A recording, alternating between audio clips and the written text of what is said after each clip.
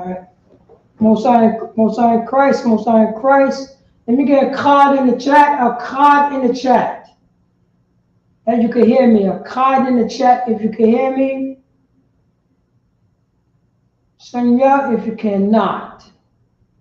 Let me get a 1 in the chat. 1 in Hebrew is a card. Sonia is number 2, if you can hear me. All right, most high in Christ. The water. All right, we're going to rock and roll.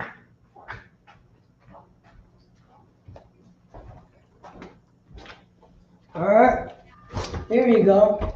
All right. Okay, Trooper. Oh, okay. Sha'athwan, part of him is in the house, the water. And we saw, all right, Sister Yaqua is also in the house. All right, we're going to go straight in.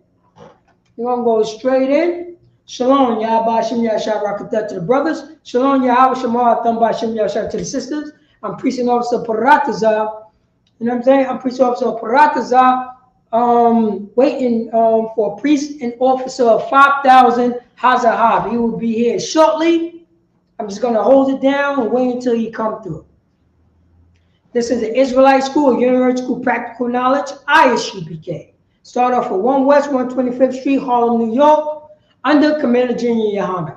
And since 1969, we've been teaching the so-called blacks, Hispanics, and the American Indians. They are God's chosen people. For blacks, Hispanics, and the American Indians. Right now, it's the you know what I'm saying? In our oppressor, you know what I mean? Our oppressor is celebrating his holidays. It's not our holidays, it's his holidays. And the blacks, Hispanics, and the American Indians, we're going to go along to get along.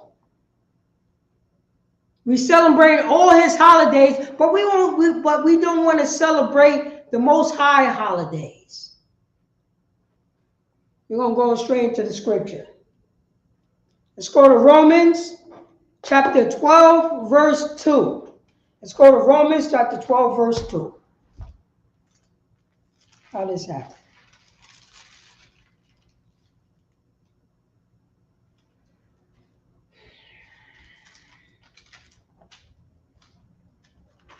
Romans chapter 12, verse 2. For blacks, Hispanics, and the American Indians. You know what I mean? How long are we going to go through this? How long are we going to follow, you know what I'm saying, the boo heel of our oppressor? We're going to lick on his heel? We're going to follow all his feast days, huh? Because it feels so goddamn good. But you don't want to follow the Most High God. You don't want to follow our traditions. Romans chapter 12, verse 2. Slovakia, give me a second.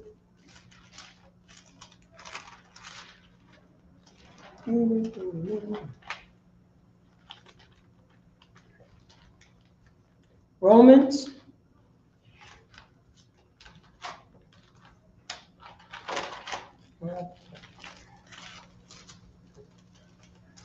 There we go. Romans chapter 12, verse 2. Here we go. We'll go right in. Romans chapter 12, verse 2. Matter of fact, I'm going to read that. Romans chapter 12, verse 1. This gives them context. Beseech you, therefore, brethren, by the mercy of God, that ye present your body a living sacrifice, holy, Kodash, acceptable unto God, which is your reasonable service. Verse 2. And be not conformed to this world, but ye be transformed by the renewing of your mind, that ye may prove that is good and acceptable and perfect will of God. Blacks experiencing the American Indians. You know what I mean? Alexa, what do the word beseech mean? The word beseech means to implore or to make an earnest request.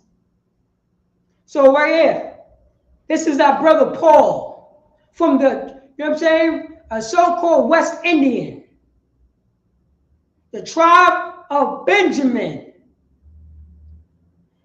He's making a request to his brothers and sisters. He's making a request. It says it right here. He's making a request. Beseech you, therefore, brethren, by the mercy of God, that ye present your body a living sacrifice, holy. Blacks, Hispanics, and the American Indians, we don't want to present our body a living sacrifice. We want to go along with Joe Biden, Donald Trump.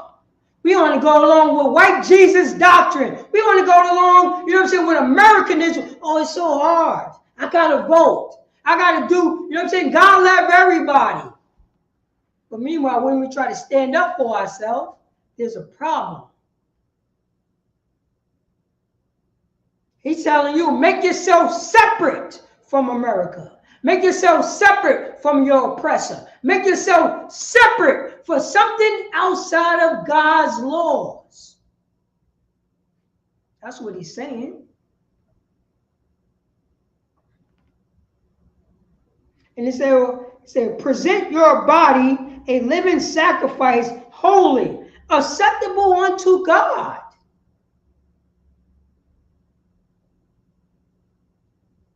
Which is your reasonable service. Alexa, what do reasonable mean?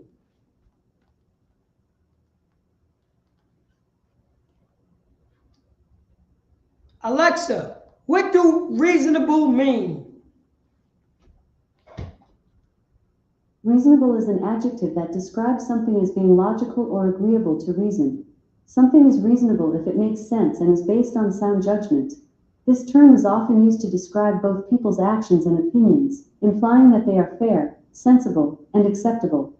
It can also be used to describe amounts or lengths, implying that they are proportional and adequate for the situation. So it says it says it right here. Which is your reasonable? Something logical. Something that we agree upon. That's what you know what I'm saying? That's what our brother Paul, a Benjamite brother, he's saying that to his people, towards the Most High God, your service. It says it right here. That ye present your body a living sacrifice, holy, something separate, acceptable unto God, which is your reasonable, something that we agree upon, service. Something that you want to do. Something that we want to do. It says right here in verse 2. And be not conformed to this world. Oh, this world wants you to be conformed, huh? You know what I mean? God. Our power. The blacks, Hispanics, and the American Indians, who are God's chosen people. Don't be conformed to what your slave master said.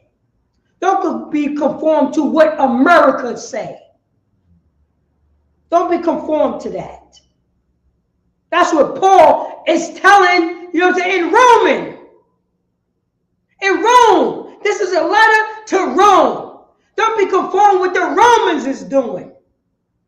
To the Roman world. That's what he's saying. It says 1969. Isupk, the Israelite School of Universal Practical Knowledge, under Commander Junior Hunter. That's what we've been saying to our people. America wants blacks and Hispanics to be whores and whoremongers. America and our oppressor wanted blacks, Hispanics, and Native American Indians to be, you know what I mean, to be unalivers, to have no empathy towards one another, don't have brotherhood, to be a bunch of selfish bastards. That's what America wanted blacks, Hispanics, and Native American Indians to be. And they put us in jail cells so we could be perverted in the jail cell. We could carry along brotherhood and sisterhood into the jail cell. We could do that. They put you out, you know what I'm saying? They put Jesus Christ in jail. Jesus had a warrant.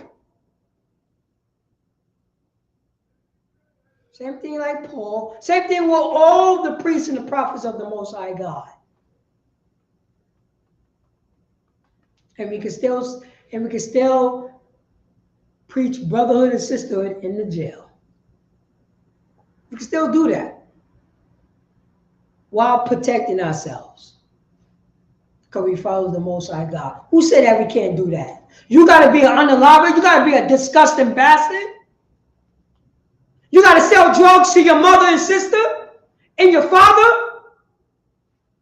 You got to slut out your daughters and your sons. Do we have to do this? No. But we underneath the boot heel of a, you know what I'm saying, of a slut maker. We underneath the boot heel of, you know what I'm saying, let me, what word I'm looking for? Of a man who loved to make sluts out of his daughter. We underneath the boot heel of a Slovakia.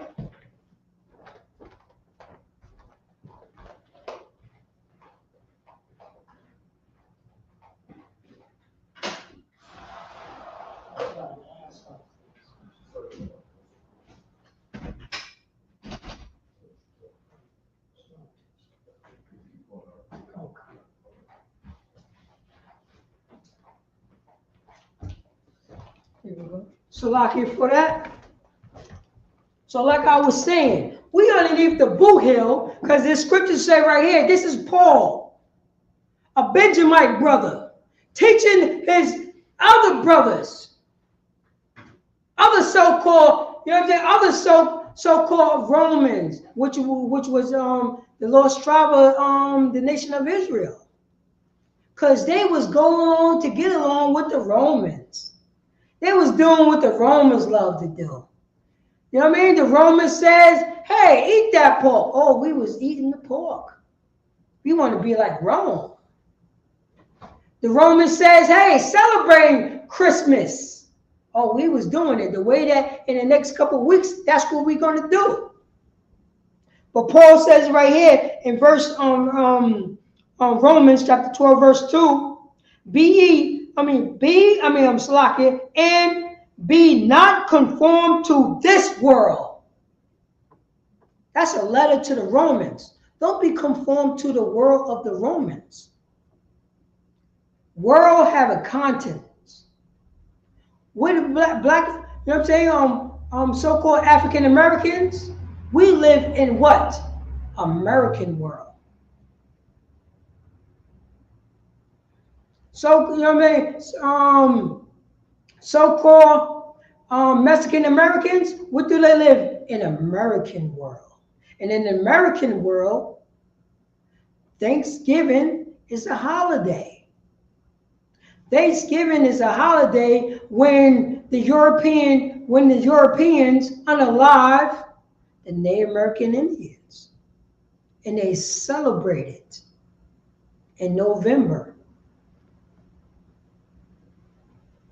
That's their world.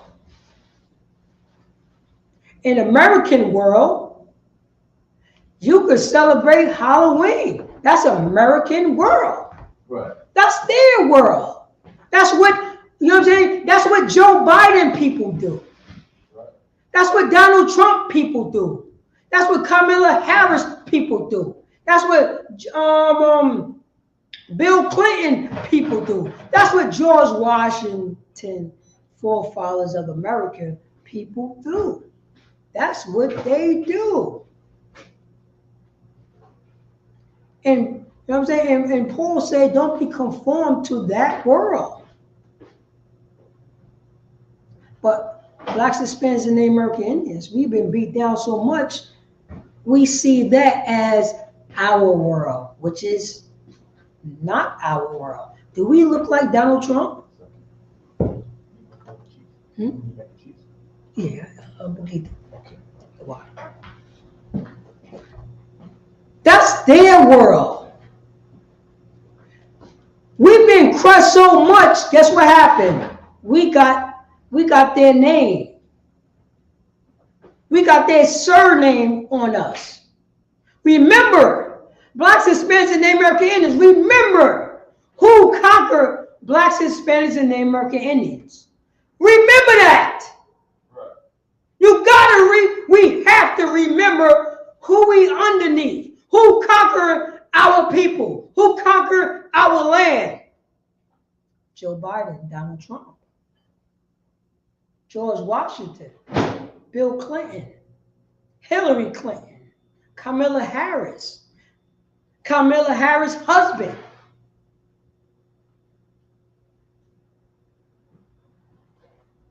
That's what happened. That's exactly what happened. And somebody say, you know what I'm saying? And then we have our own people who says, it didn't happen to me. Homeborn slaves. It's so bad. You got to realize how bad it is. Because guess when we were saying that? You know, we were saying the same thing in the 80s. He's saying that in the 80s when the crack epidemic. You know what I'm saying? God love everybody. What you talking about? I ain't been oppressed. You know, we said that in the 70s on the heroin epidemic. Yo, I ain't being oppressed. You know that we said that in the 60s. You know what I'm saying? When we had the civil rights marches. We were saying that in the 50s. When brothers and sisters were saying, no, yo, I don't trust this man. Every law that he make, he broke. Every treaty that he make, he broke. I'm not going to trust him. And we have our brothers and sisters come along and say, oh, what you talking about? This is the 1950s. The white man is not like that no more. We got some rights in the 1950s. You know, we were saying that in the 1940s. You know, we have Negroes who were saying the same thing in the 1940s. Look at me. Look at my business right here. The white man is not oppressing me. Look at our business right here. I could go to Europe. You know, we were saying the same thing in the 1930s. Right after they bombed Black Wall Street. I'm in New York. I got a hair care products right here. I'm selling my hair. I'm a millionaire over here. What you talking about? You know what I mean? You know what I'm saying? I got an education. We got to stop acting like victims over here. Right after. They're going to tell us, stop acting like, you know what I'm saying, so-called blacks, Hispanics, and Native American Indians. Telling blacks, Hispanics, and Native American Indians, we got to stop talking about that we victims. We got to stop doing that. We got to stop doing that. Meanwhile, 3 days ago, they just bombed Black Wall Street. Believe that? 3 days ago, they just bombed it. But our people would say it. I'm going to go back to slavery. Harriet Tubman say, yo, they interview her and say, yo, you helped hundreds of slaves. Hundreds of slaves to bring them to so-called freedom, which wasn't freedom, which was they wasn't beating you with the whip. No more. You know what I mean? You were just treating like a sixth-class citizen. Because they couldn't beat with you no more. And what she said is, Oh, go ahead, sir. They beat you with the money on your job. Oh, they beat you with the money on your job. Oh, what job? You was a sharecropper, which means that he was violating your daughter, and you have to still work on that same plantation to make money for that slave master that was violating your daughter. Yo, you know we can't be victims. Stop talking about you victimizing yourself. We were saying, and you know what she said? I could have freed, you know what I'm saying? I could have helped more of my people if they knew that they were slaves. This is during slavery. Literally during slavery. She said, I could have helped more of my people if they knew that they were slaves. In the midst of slavery. That's Stockholm Syndrome right there. That's psychological damage right there. That's post-traumatic slave syndrome. We didn't even know. We didn't fathom. We didn't believe that it was anything outside of this matrix of slavery that we was in. You can't see it. Your grandmother was a slave. Our grandfather was a slave. His father was a slave. My great-great-grandmother was a slave. My daughter that was just born, she's a slave. My son that was just born, he's a slave. I'm in the middle of this. You see that the psychological damage? And when somebody comes to you and say, no, that is wrong, what Master Charlie is doing.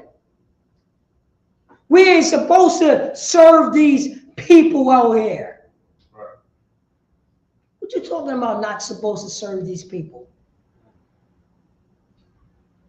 What you mean? What are you talking about? I don't know what you're talking about.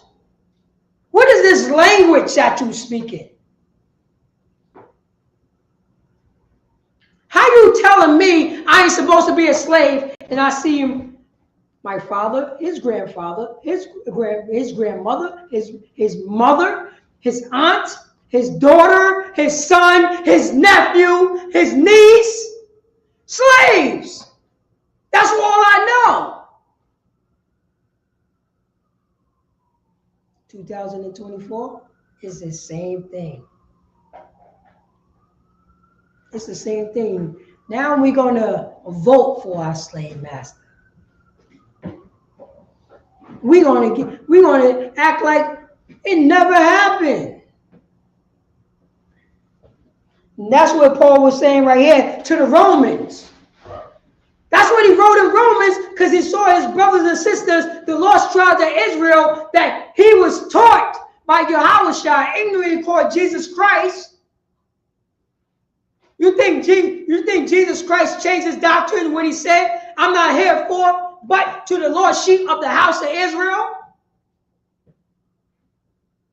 Where was that lost sheep at? Well, they was in Rome. Where was the tribe of Ephraim at? Oh, he was in Ephesians. That's where he was at. Where was Natalie at? Right. You see what I'm saying? Oh, Natalie, you know what I'm saying? Natalie was what is that word I'm looking for? He was in other part, you know what I'm saying, other part of Europe. You know what I'm saying? In the Roman word I'm looking for. In their kingdom. Right. Different province. Province. Oh, go ahead. And with that, I'm going to pass the class over to priest and officer of 5,000 Hazahah. Keep that right there. That was really good. Come.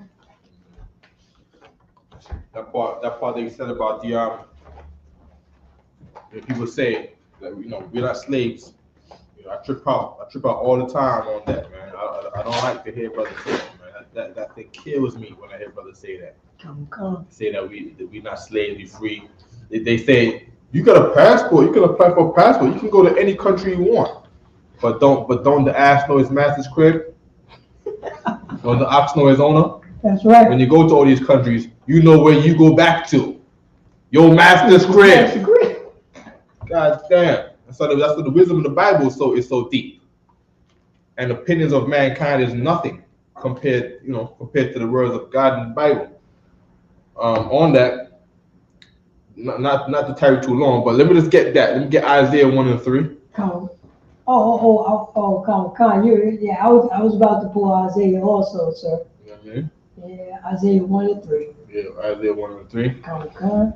And then I want to get into some of this Chaanakah. That's right. You know what I mean? What I find easiest to read in the book of Maccabees is really the second one. The first one is good and in depth with history, right?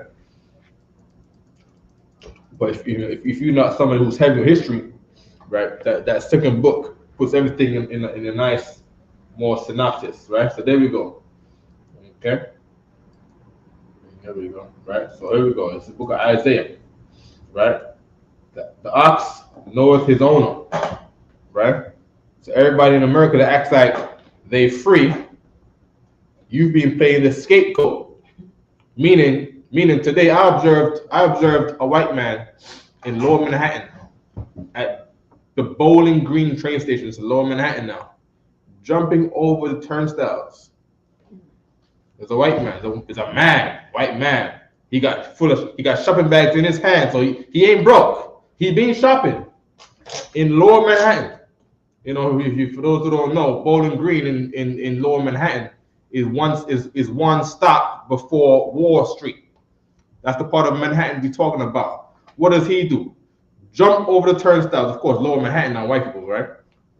Yeah, that's where the money's at. So the police ain't there looking for people jumping the turnstiles.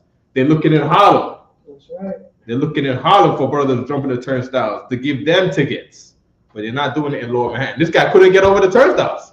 The train pulled up, the door's open. I see him trying to pull it back, trying to do what the black kids do. They're looking around. He's not looking around because there's no danger in white neighborhoods for white people, but there is danger in black neighborhoods for white cops by white people. You see what I'm saying? So he pulling the turnstile down. He's trying to put his leg through. He can't do it. What does he do? He's there. He got to start doing this. He lifting his leg up like doofy like this, and trying to get up and doing all that to avoid the same $3 that we've been trying to avoid. And why are we avoiding? We're avoiding it because we poor. We pay them $3. We don't pay our rent. He's doing that to save money. He's doing that to save $3. That's all he's trying to do. He's not doing it because he has to. Shopping bags full of. I should have took a video, man. Get that video, man. You know what I mean? What we got here? The ox knoweth his owner. Good. So for the people who say that we're free, if you're free, then usually, just like any free animal, right? When you leave out from home, you go out and you go have your fun in the woods, hunting the rabbits and the deers, because you're a free little wolf. Who do you go back to? You go back to your pack. Now, if you leave this country and you come back to answer immigration of another people, you're not free. You gotta come back and you gotta answer questions to the same man that enslaved your mother. Then you're not free. What are you talking about free? Free to do what? Free to answer to him? Come on, man. You gotta go to him to get your marriages. You gotta pay your taxes to him. The people that enslaved you, you're not free. The ox knows his owner, and the ass asking the donkey his master's crib. Whose house do you go back to? Whose ghetto do you live in somebody's rich backyard? The master is the one who owns the house. The donkey, he just pays rent there. How does he pay the rent? With the work that he does. The donkey's crib used to look like the slave's crib. That's right. That's what it does. It was look like the slave's crib. It looked like a little shanty in the backyard of a man's mansion, the garden of a man's mansion. So of course the yard looks pretty. Right? You got flowers all over the place, you got trees growing, the water getting flowered by the sprinklers, right? But you're the donkey. You know what I mean? When he gets tired of you, say, I don't want you living here no more. You got to move. He don't gotta move. You gotta move. You're the donkey and he's the master and you're in his crib. That's right. But what Israel does not know, my people don't even consider that they might be living in somebody else's crib. That's right. They don't consider that when you leave this country and you come back, there's someone that you answer to. And that man that you answer to at the customs and his agency and the country that governs that agency, that man is your owner. They own you.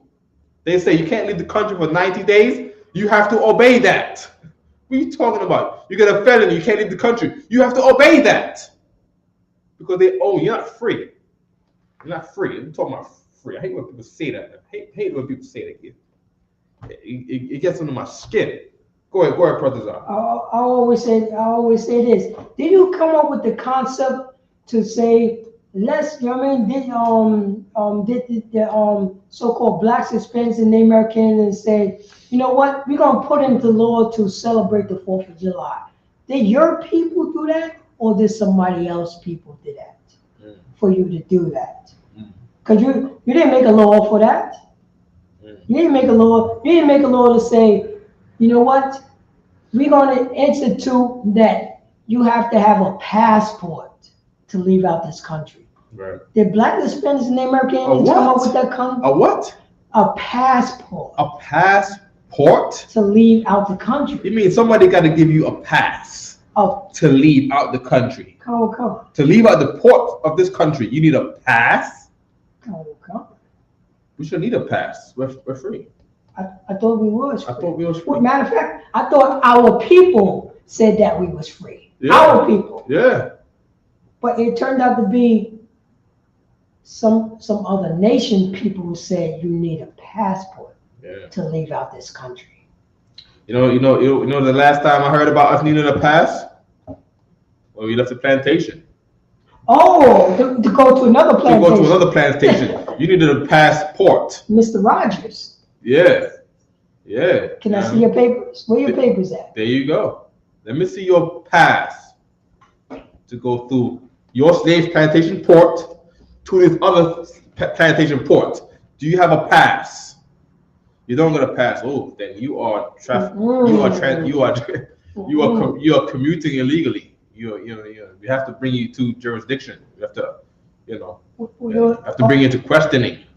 Oh no, it's not. It's lucky if I may. Mm-hmm. Where are your owner? Yeah. Where do you come from? You don't have an owner? If you don't have an owner, you know what that means, right? We have to make an example of you. So we can have, so we can have, so we can have the other owners to let to let them know their property better have a passport. Right. And also. You're driving illegal. You're sending people out illegal. We got to make an example out of it. And while we do that, we're gonna put you into holding to show you who's really in charge around here. If you thought you was free, let you know who's in charge around here. Let me get Baruch 3 and 4. Come. Sure.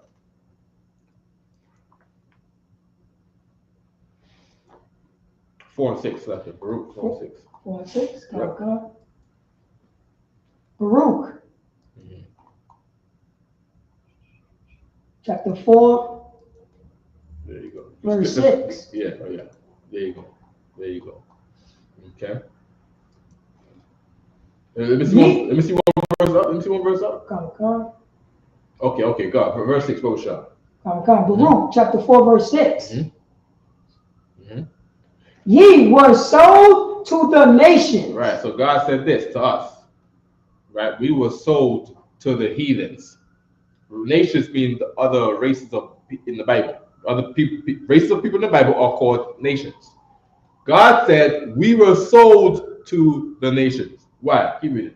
Not for your destruction. Right. We wasn't here to be destroyed, to have to live here permanently until we be eradicated. That's not why we're here. Keep reading. But because ye moved God to wrath. We're only here in America because we angered the Most High. That's why the Bible is set like this. That's what the Bible is all about. You piss off the Lord, and He punishes you by selling you. We were sold in slavery. We were sold on Wall Street. What I was talking about just now. Wall Street. That's where we were sold at, on a wall. That wall is called Wall Street because we were sold as slaves on a wall. They stand us up on a box, on a barrel, and they have a whip out, and we be on chains, and they say, "Selling this fine, there you go here, 25, 25, 25, 30, 35, 35, 40, 40, 45, 45, there you go over there, 45, 45, 50, 50, 55, 55, 55, 50, 60, 65, 65, 65, anybody? 65, 65, 65, can I get a 66? Can I get a 66? Nobody. Can I get a 65, 50? 65, 50. Sold to this white man over here for $65 on the wall. Go ahead. Also, Black Friday was that too. Black Friday, there was a discount on black slaves. Right? And it's a lot of not to say that buying things on Black Friday is a sin. That's not what we're saying. But no, it started from you being the merchandise of that day. Now, of course, with our funds, you better get that discount. Get the discount, right? Don't be silly, right? Oh. Eat. Asking no questions for conscience sake. Whatever you so find in the shambles, eat and ask no questions for conscience sake, according to Corinthians, right? Corinthians. Go ahead. And it's a lot to say if you go against what what Priest Officer Hazar was saying about on Wall Street, they were selling slaves. They found slaves there, the bones. Mm-hmm. They found the bones. Right. When they was digging up and trying to build up, and like, oh, hold on, they found the evidence. Right. So you cannot say it wasn't there. It was a slave port. Right. You know what I mean? They had to change they changed the history, because remember they found it on our side of history. Right. Remember they found it in the late 80s, early 90s. Yeah. When they was digging that place up, like, where's all these bones is from? Right. And realize, and one thing about our oppressor, he made good books. He would document everything, and documentation was right there. The slave port was right there in Wall Street. It's a lot. Yeah. Keep reading that there. Ye was delivered unto the enemy. Mm-hmm. That's what we want. So let's talk about these enemies that we were delivered to. Give me a 2 Maccabees, chapter 1. Come. 2 Maccabees, chapter 1. We're going to go to verse 24. Come. All right. And also we got these numbers on the board from a Hebrew class. 1 is Akkad, 2 is Shanya, 3 is Shalash, 4 is Arabai, 5 is Kamash, 6 is Shah, right? 7 is Shabai, 8 is Shamana. Verse 24. Oh, verse 24. Let's scroll down. Okay, right? 8 is Shamana, 9 is Sashai, and 10 is Aishra. What you got here, brother? All right. We got 2 Maccabees. 2 Maccabees chapter 1, verse 24. Yeah. And the prayer was after the manner of Lord. Okay. The prayer was after this manner, right? After this manner, yeah. O Lord, Lord God, creator of all things, who art. Now this is a prayer, right? When you pray to God, if your prayers don't sound like this, you are in the wrong Bible how to make a prayer. Never ever pray to win the lottery. Right? All God is going to do is make sure that you do not win the lottery. Right? Never pray for what do people pray for? Oh, money. You pray for money. Good boots. Yeah, you know. Bag. Don't pray for a PlayStation 5. Don't do that. Don't pray for a new TV. Here's what you pray for. You pray that the Lord forgives you for your sins. That's right. You see what I'm saying? And to get this oppressor off your neck. Number one, this earth is made full of, I don't want to say money. It's not made of money. But this world is made full of valuables. All right? You go to any store, you see a cupboard, you see a table, you see a chair, you see a wardrobe, you see, sculptures, you see, things made out of wood. It's because trees are valuable. That's what trees are. Trees are valuable. They are assets on this earth, right? The fruits from that tree, they're sold in the store. They're sold in the markets, right? That's what those things are. Lands, the lands that you walk on. People buy, sell, and invest in that land. You see what I'm saying? The rocks under the ground are used to make bricks. You see what I'm saying? You know what I mean? The roads, come on now. You know what I mean? All the bushes are used for herbs and medicines. You know what I mean? The special kind of rocks under the ground, right? From ponds and rivers and springs and stuff like that. That's where jewelry comes from. That's right. Those things are bought and sold. You know what I mean? What else? Let's not start with metal. Metal is how you have technology. The cobalt. You know what I mean? Steel structures. The steel underground. You know what I mean? Making the steel. It's to make tall structures. Make cars. You know what I mean? This earth, everything in this earth is just made of value. And being in this place, you can't get not one of them. You can't get no trees. You can't get no fruits. You can't sell no fruits. You can't. The water. They're selling water. They sell water. You gotta buy water. The earth is like 2/3 water. You know what I mean? There's water right here in the river right here. Fall out the sky for free. But you gotta pay for that. But you gotta pay for it, and you can't sell it. You can't gather it. You don't got the license to. There's someone who's allowed to gather water and sell it. You're not allowed to gather water. They say it's illegal to gather water. Illegal to gather water. And well, around here, we being the ass in this master's crib, we know, ass meaning donkey, right? We know to not gather no water. We just say, we're not gathering water anyways. I'm going to my slavery at McDonald's. That's what we do. You know what I mean? Go ahead. Oh, no.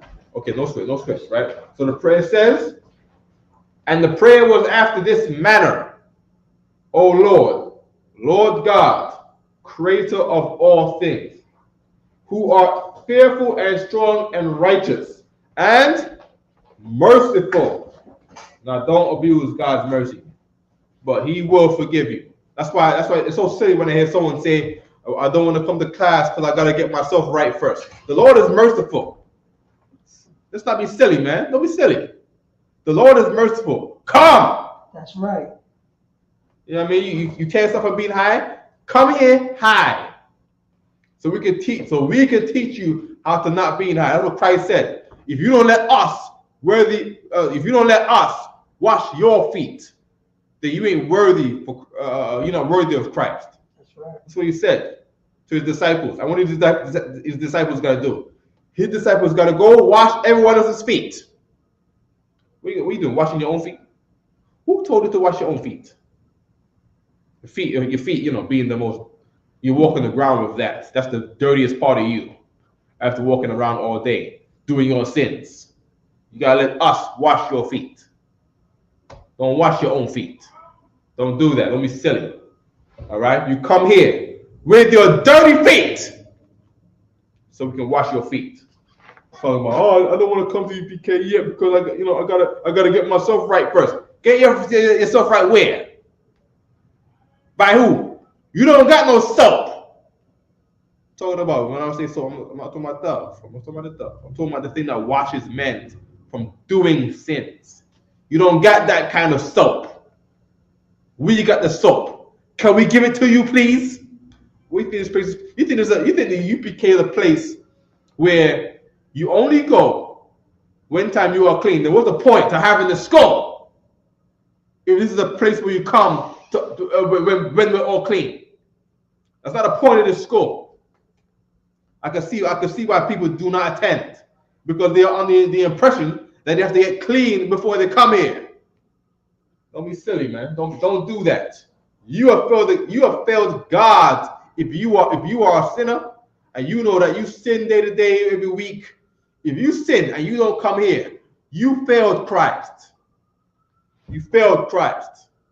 Every single day that you was out there last week and not coming to the school, knowing about the school and not coming to the school, you failed Christ with each of those days. And he marks those days. He gets a calendar. He gets a calendar like this. And he marks December 1st. You did not come to class, even though that you're a sinner. Marks that day. Cross. He said, oh, he's still sinning. December 2nd, still didn't come to school. Cross that day. December 3rd, still didn't come to school while being a sinner. Mark that day. He's still not coming to get washed of his sins on the 4th day. Cross that day. And here you are now, what? December 16th. And you still ain't come? You still ain't come? Yeah, shame on you, brother. Shame. Shame. All right, no problem. Keep reading, Brother. Come on. And the only, and 25. Oh, you read, slide. I read 24. The only giver of all things. Come. Verse 20 or 25. The only giver of all things. What does that mean? All the things that you don't have is because the Lord didn't give it to you. Why didn't the Lord give it to you?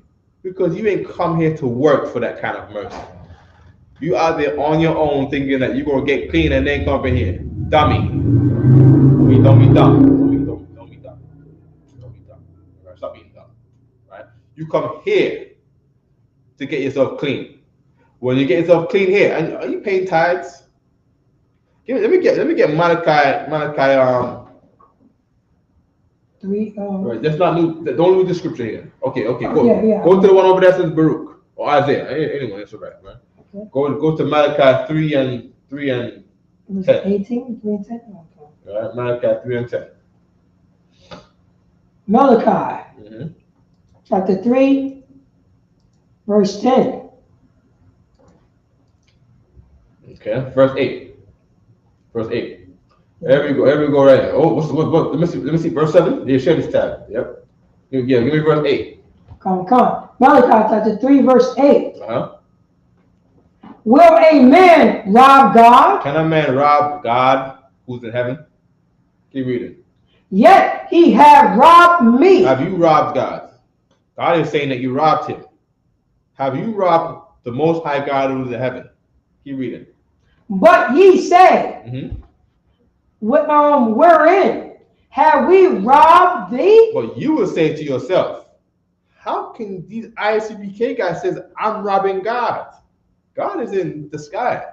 He's in the behind the blackness of space. How can they say that I robbed God? He's gonna say how you robbed God. Read. And tithes and offerings. And tithes and offerings, how you robbed God. What does it mean by that? You pay tithes to God by giving it to his priests. That's right. And I'll tell you this: his priest is not T.D. Jakes. That's right. His priest is not A.R. Bernard in the Christian Cultural Center in Canarsie, the CCCC. They got all them C's on there. And now I see why they're so crip. You got all that. I don't know why the Crips say the same thing. CCC, and they all in Canarsie. You know what I mean? I wonder who's responsible for the Crips not having mercy on their black brother. Being so merciless, being sinners. I wonder who's responsible for the Crips eating pork. Keep reading, brother. Oh, come. Verse 9. Oh, you say something right quick before you.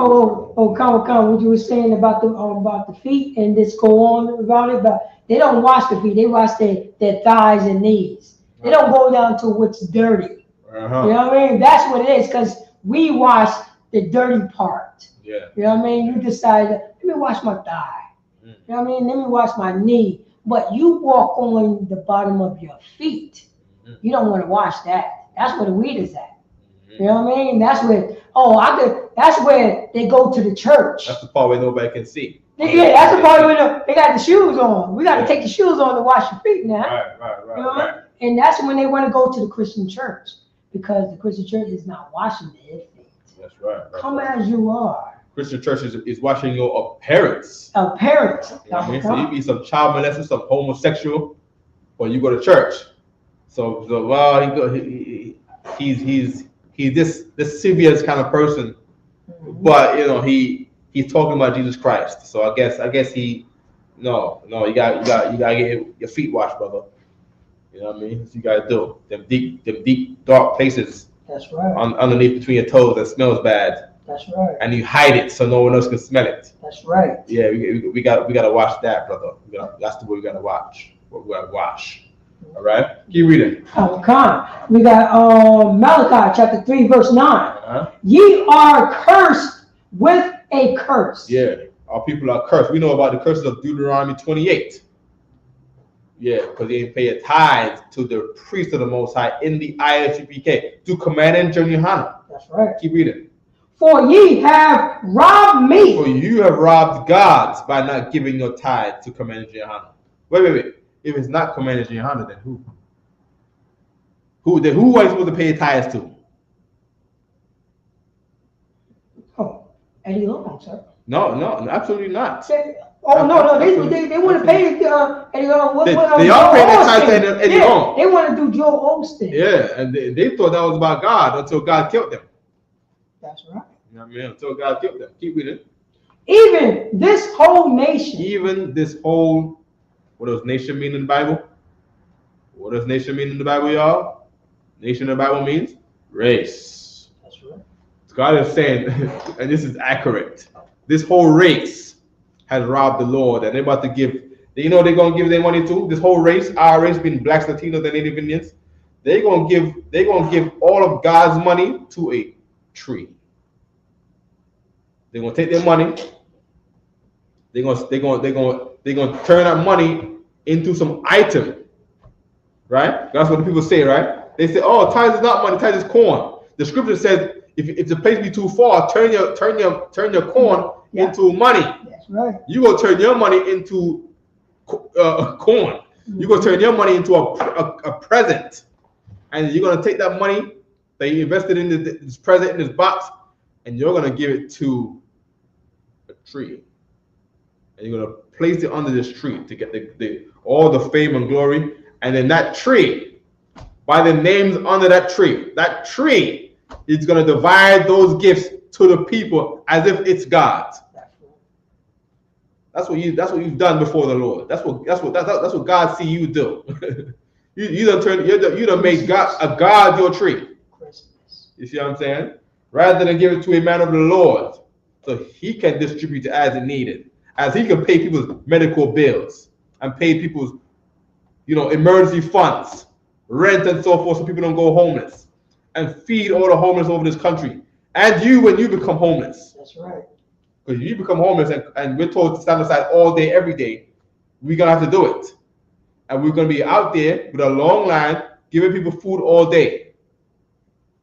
And you're going to remember where you gave your money to be distributed. Buy some stinking tree for some brat kids who got terrible bad grades. They get complaints at your school every day for your kids' bad behavior. Talking about you want to give some kids some stinking Christmas tree gift. Come on, man. Keep reading. Come on. Verse 10. Bring ye all the tithes into the storehouse. What is tithes for? Read. Bring ye all the tithes. Tithes means 10% of your income after tax. When you get your tax return, the 10% of your tax return, which is now your income, that tax return is, you get that. 10% of that is to go to Commander Johanna. That's how you give it to God. That's the only way that God counts that your tithe is being paid. When Commander Johanna gets it.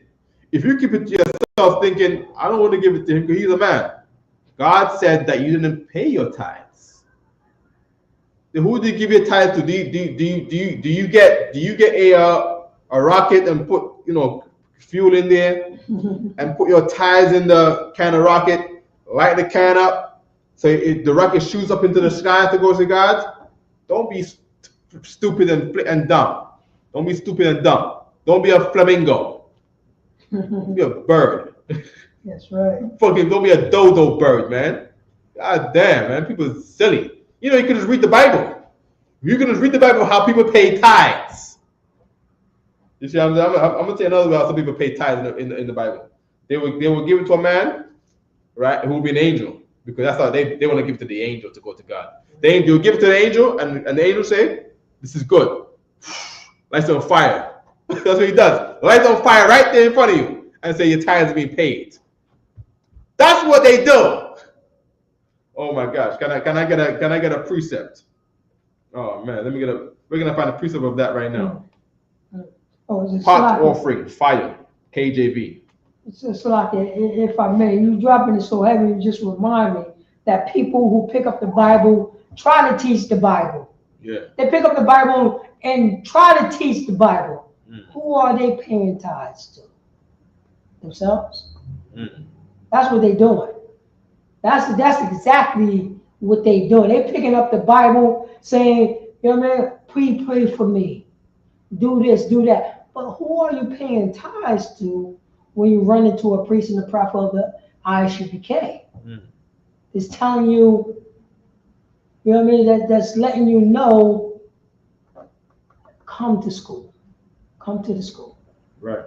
Oh, no, you know what I'm saying? I'm a daughter of God. Who are you paying your tithes to? What are you doing? You know what I mean? You still in the LGBTQ community. That's what you're doing. You're still there, but you got the Bible. That's what they do, right? Right. That's what they do. They pick up the Bible, but they have the zeal, because you can't knock them. They got the zeal, but they think they can still do the thing. They think they can still not wash their feet. Where the dirty part is at. Where the sin is at. And think they could just only wash their thighs.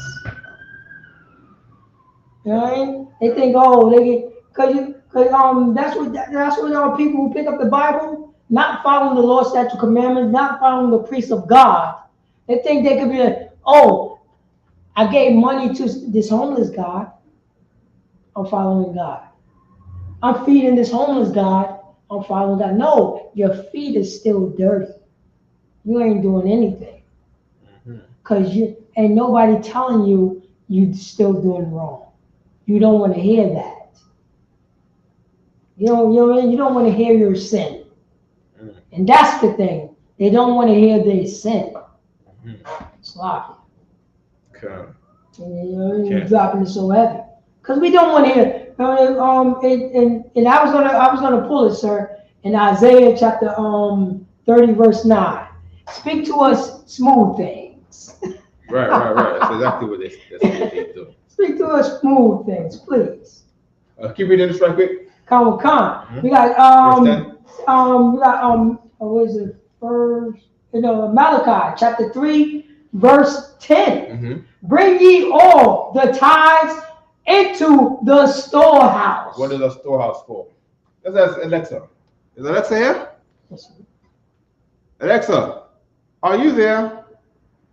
I'm here. I listen once I hear the wake word. Okay, Alexa, what does storehouse mean?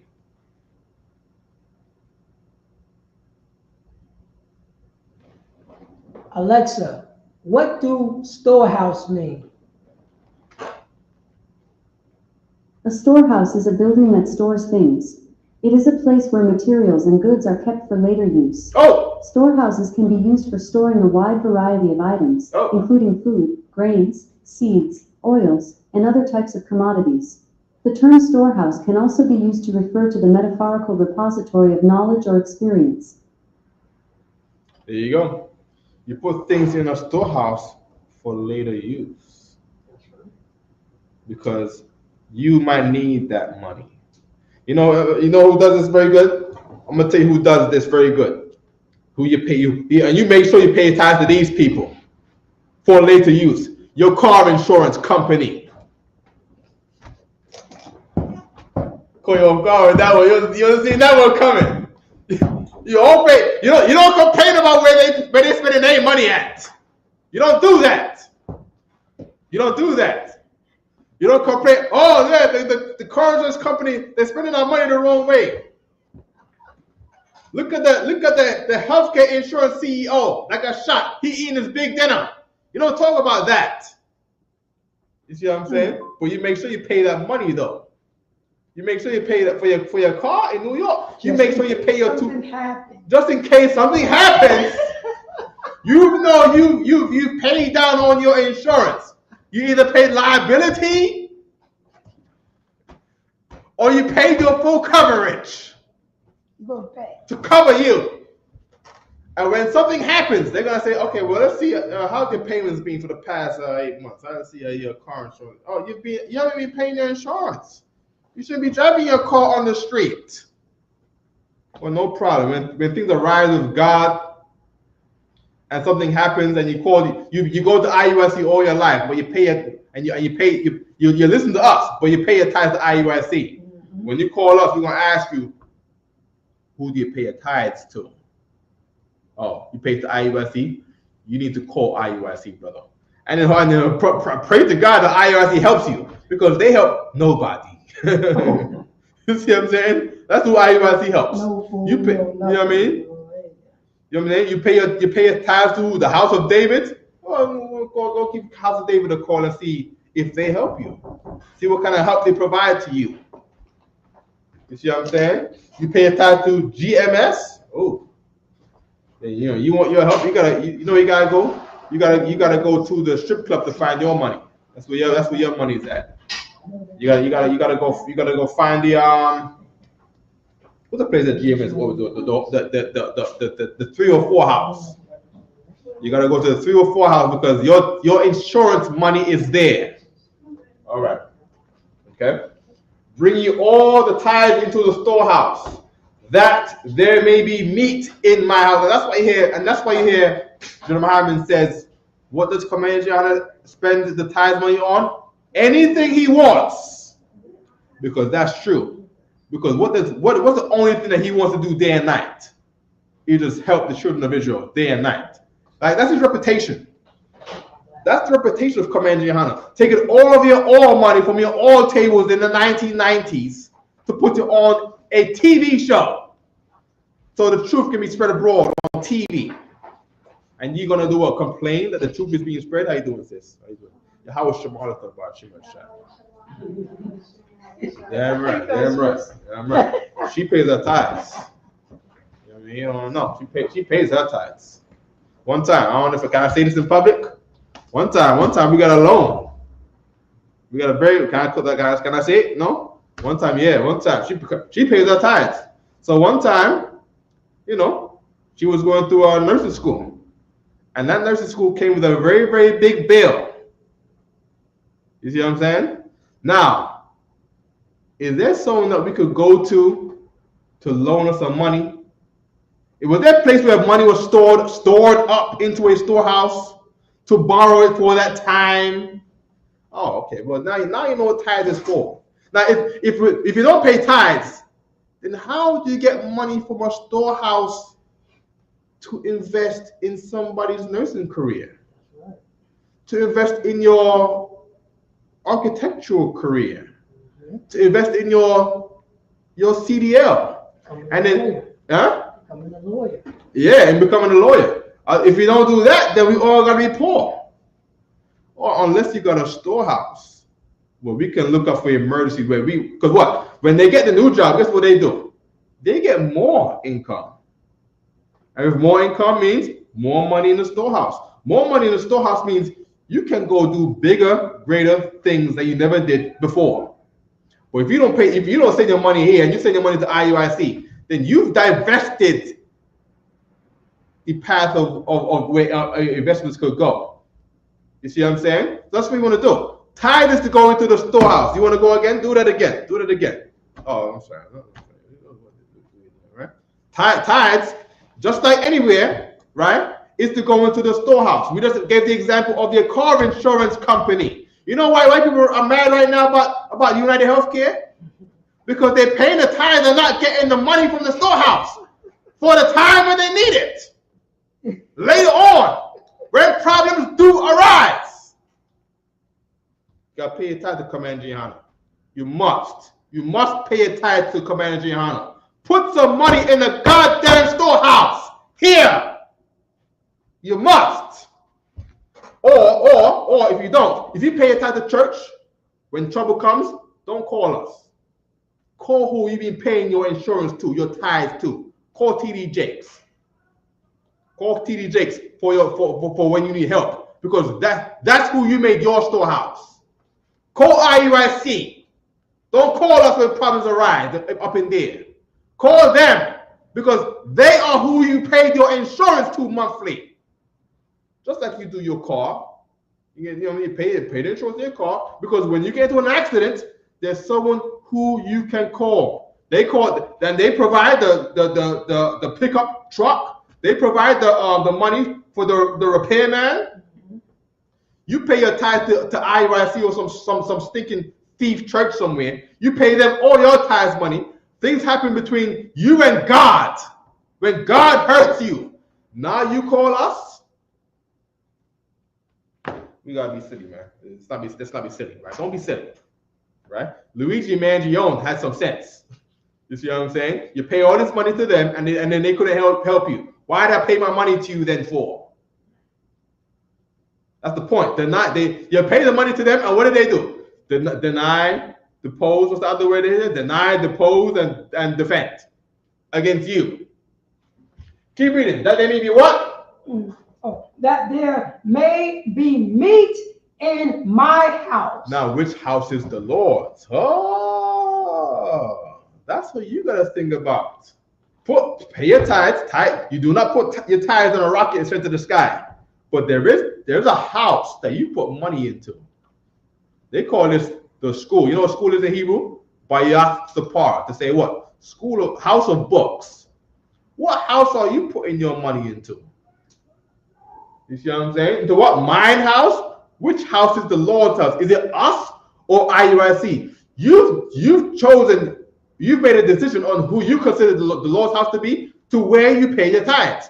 If you pay your tithes to yourself, then you consider yourself to be the house of the Lord. Now, no problem. When you get to problems, you should look to yourself to save you. Am I wrong for saying this? Am I wrong for saying this? We got viewers online. There's 6 of them, right? Am I wrong for saying this? Put it in the chat if I'm wrong to say this. Let me know. Yeah, you're damn right. That one up there. Pay your tithes. That one right there. No, go back with the banners. Pay your tithes. That third one right there. Pay your tithes, because we are the ones you're gonna call. And if you don't call, who do you go to? You come to the school and whisper to me, and we ain't never seen you in class. And then when you see me on the street, you do ask for advice, but who do you pay tithes to? You know who also does this very good? America does this very good. Oh, that's what I was about to say. You're gonna say that? Yeah. Say it. Oh, Salaki said, if I may, for 15 years, you've been paying that car insurance. I'm talking about car. Yeah, right. I know. But now look at this. Health insurance. I'm going there. Oh no. I'm sorry. The class is mine right now. Sorry. You're the brother. I know you're a teacher, man. You're a teacher. You know what I mean? But you pay your tax to America. Taxes. And then when you're ready, you call up your governor and you say, "There's drones around the city. I don't know what to do with all these drones. They're scared us to death." And what does the mayor and the governors do? Mm-hmm. They go say, "Okay, let's do a look at the budget. They've all been paying your taxes to, and let's go get this GMC Yukon with a big device that looks like a giant spaceship on top of it to locate all these drones at these airports for your needs." Should we keep going? We should keep going, right? Let's get the scripture down so we can go to First Maccabees, right? All right. Mm-hmm. Let me see. and prove me now therewith, saith the Lord. This is thus saith the Lord. God said, are you telling me you don't obey the Lord? Okay, keep going. Saith the Lord of hosts, if I will not open you the window of heaven. If I will not open you the windows of heaven, why? Because God is smarter than you. He knows how to bring about heaven on earth. You see what I'm saying? Heaven and earth in New York relies on money. That's right. You know what I mean? If you don't got no money in New York, then you down bad, because there are people with money that compete and defeat you when it comes to money. You want land here? You want a building here? You know, you need anything here? You need money, and it goes to the highest bidder. No problem. Somebody else has been storing money in their storehouse. It's called the Jewish man. They store so much money in their storehouse. I think by now they run New York. The windows of heaven have opened up to them. That's right. The windows of heaven have opened up to them because they got a big job, and they get their income every week is to say tithes, family fund, and health fund, or something like that, and priest fund, and they do that, and there's money in there because they do that. And when it's time to take your neighborhood, they say, oh, how much does this building cost? Oh, it's run down because of crack. No problem. I'll buy all of them with this money that we done stored up and saved up for all these years. They take it and what do? Rich dad, poor dad. They take it and they put it in the stock market, and that money grows. And that money grows, and now they put into the Bitcoin or whatever. And that money grows. That money you put in there, it grows, and it grows, and it grows. And who can they take the neighborhood from? You, who saved no money in your storehouse to defend against the foreclosures for them. Your place gonna get foreclosed, and they gonna have the money from their storehouse to take your neighborhood. That's how they got crimes. That's right. You see what I'm saying? Why? Because a house divided cannot stand. You see what I'm saying? You don't pay a tithe into one place, you don't. Your place don't stand. And we pay our money to the Christian church, and the Christian church allowed our neighbors to get taken. You know what I mean? And people, and because of the ignorance of the Bible, people don't know the job or what the Christians should have been doing. What they should have been doing. No problem. Are we done here? Keep reading. Keep reading in this. And pour you out a blessing, that there shall not be room enough to receive it. You know who that is again? The white man in New York. He can't find no more room in New York to spend his money.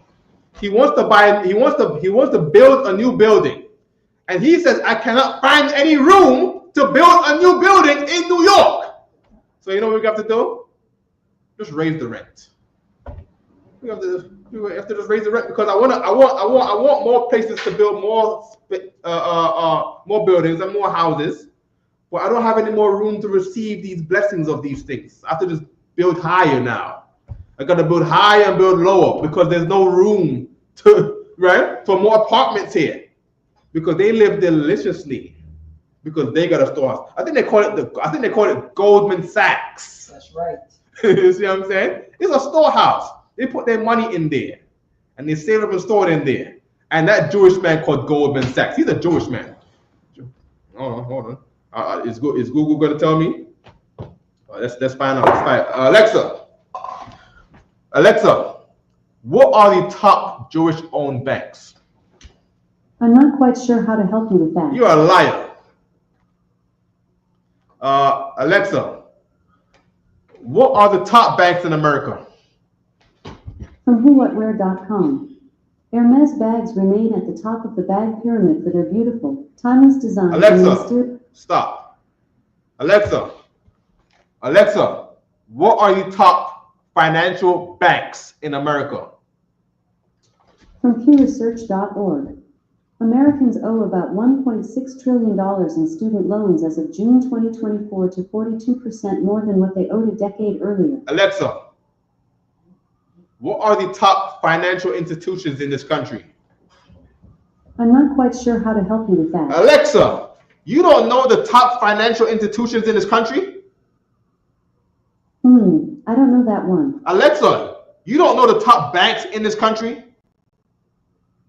Sorry, I don't know that. Alexa, I'm getting a refund on you. I'm not quite sure how to help you with that. Alexa, I'm going to go to Amazon to get a refund on you. I'm not quite sure how to help you with that. Alexa, what are the top 3 banks in New York? From FinanceStrategist.com. New York County, New York is home to some of the most renowned banks in the world, including J.P. Morgan Chase, Citibank, and Bank of America. You understand, right? That's their storehouses. Who owns J.P. Morgan Chase? Now, what they're gonna do is, you see, I had to wrestle with Alexa to get an answer about anything. It's not gonna answer no question no more. Hold on. Let me ask Google. Hey Google, what are the top banks in the United States? J.P. Morgan, Bank of America, Citigroup, Wells Fargo, Capital One, TD Bank. Is Goldman Sachs a bank? Yes, Goldman Sachs is a bank. Does Goldman Sachs have more money than Bank of America? No, Bank of America is larger than Goldman Sachs in terms of total assets. Okay, here we go. Top 10 banks by U.S. assets. I don't want Second Maccabees 1:24, right? That we can go back there, right? Okay. Okay, here we go. Largest banks in America by the billions, right? So JP Morgan is the top one. There's Bank of America, all right? Then we got Goldman Sachs at number 7. Okay. Now JP Morgan, right? Don't get if I'm not mistaken, don't get mistaken by the name, right? It was said a Jewish man runs JP Morgan. But when I say a Jewish man, it's not a singular man. It's men who have made that their storehouse. You understand? Go ahead, Professor. JP Morgan is mainly an insurance company. It's based on insurance. Because remember during the bailout, that's what it was. Too big to fail. Oh, hold up. Say that again. During a what? Huh? During a what? During the bailout? A what? Oh, bailout. A bailout. I'd be that. There's a bailout where they saved money for when trouble came. And when trouble came, somebody bailed them out. That's right. What is this? The CEO of Goldman Sachs is Jewish. The CEO of Goldman of who? Goldman Sachs. Goldman Sachs is what? Jewish. And what's his name? David. David. Oh, not another David. Oh my gosh. I think the whole family's name is just David. They got David Van Sachs, and they got David Van Yerman, and they got David Van something. Go ahead. Last name is Solomon. His name is Solomon. Oh no, Solomon. Oh my gosh. Solomon and not Shlomo. No, Solomon. Oh my God. David Ben Solomon. Oh my gosh. And talk about. Sound like old slave money. Yeah, it sounds like Solomon, son of David. Now it's David, son of Solomon. You know what I mean? That's what. And then another thing, they don't bank on your identity, man. You know what I mean? Let me get down to verse 6. Now this is a prayer, all right? A prayer. It's verse 26. 26. Oh, 26. All right. So it said the prayer, right? Go back to 24. And the prayer was after this manner. Give me 26. Chaanakah. We got Second Maccabees chapter 1 verse 26. Receive the sacrifice for thy whole people Israel. Receive the now on the topic of tithes, right? On the topic of tithes, right? Tithes is also a sacrifice. Right? No problem. Keep reading. And preserve thy own portion. Hear the wording now. Right? When you pay tithes to a storehouse, tithes are split up into portions. You see what I'm saying? And Kuwait made a song, and that song was heavy. It was called Money. Can I play quickly? Can we play? Can we get tithe? Can we get money on? Yeah. Right? Right? Because there was an a-hole, a liar, a man from Satan called Boca Malone. And he said, oh, see, they're saying about tithes only being for the UPK. Yes! What do you think the Bible is talking about? The same thing you talk about tithe, the tithe song from Kuwait. It's the same thing they'll say to Moses. It's the same thing they'll say to anybody. It's the same thing that they will say to the disciples of Christ. Hold on, wait. They never paid tithes to the disciples of Christ. Who they paid tithes to in the time of Christ? Somebody else. You see what I'm saying? And Christ still came and healed you. Right? Yeah, play the song. Yeah. It's for the Lord. It's for the who? What's the pause? Who did he say the tithe was for? Of course, it's to be given to Commander Chaanakah in the Isupk. And he tells you, when you give this money, it's not really for us. Even though it's paid to us. Even though it's going to be in our house. But the God counts it. It's for the Lord because he said to do that. So start from the top again. Okay.